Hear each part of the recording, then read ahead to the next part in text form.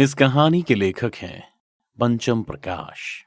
बात आज से 2 दशक पहले जाड़े की सर्द रात की, जब जंगल में पुलिस की टुकड़ियां 375 नंबर रूट पर चलने वाली रात की आखिरी बस को ढूंढ रही थी, क्योंकि वो 2 दिन से डिपो पर पहुंचा ही नहीं था। जिस बात से बस का मालिक और साथ ही ड्राइवर कंडक्टर के परिवार वाले भी परेशान थे।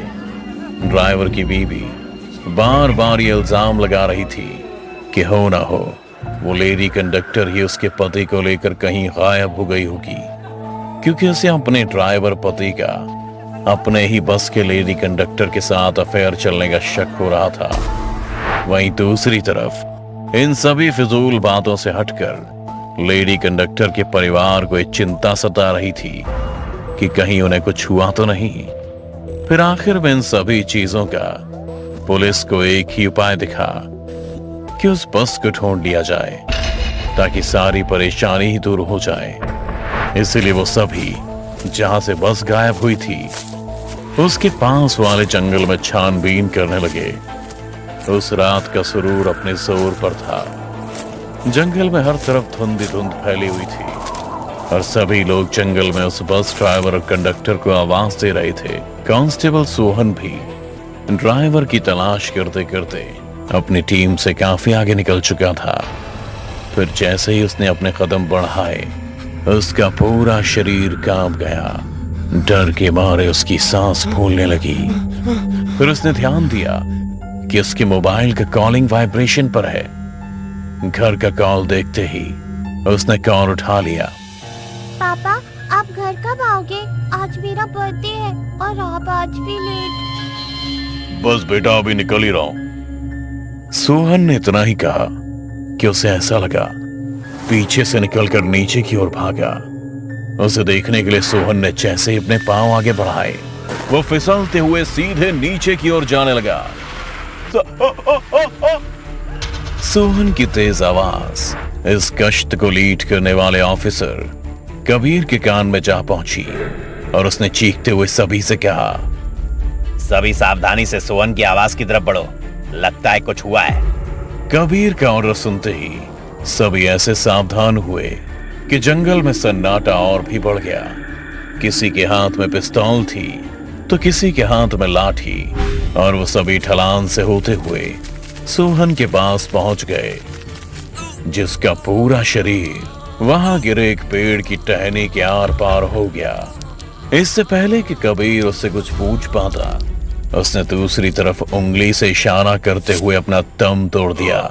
तभी कबीर का ध्यान वहां पर पड़े मोबाइल पर गया, जिस पर लगातार किसी की आवाज आ रही थी। पापा, आप कुछ बोलते क्यों नहीं?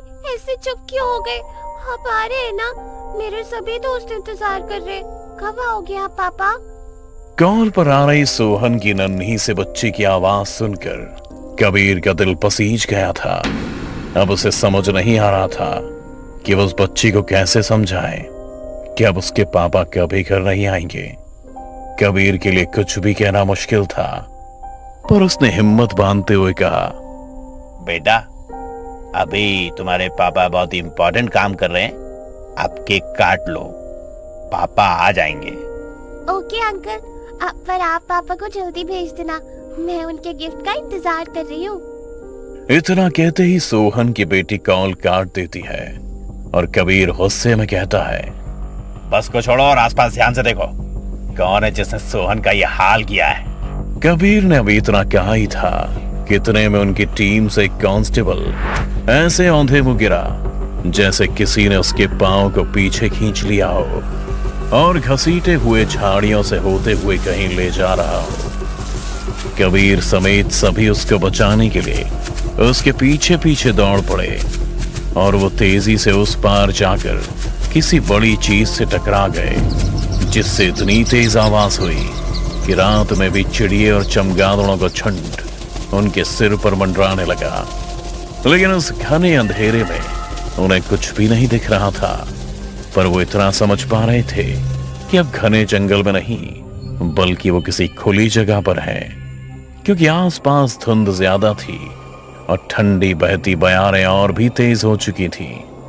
डर के मारे उस सर्द रात में भी सभी के माथे पर पसीना आ गया, लेकिन कबीर नहीं रुका। वो आगे बढ़ते हुए बोला, कौन है? कौन है यहाँ? सामने क्यों नहीं आते? कबीर की इतना कहते ही सामने धुंध के पार लाल पीली लाइट चमकने लगी।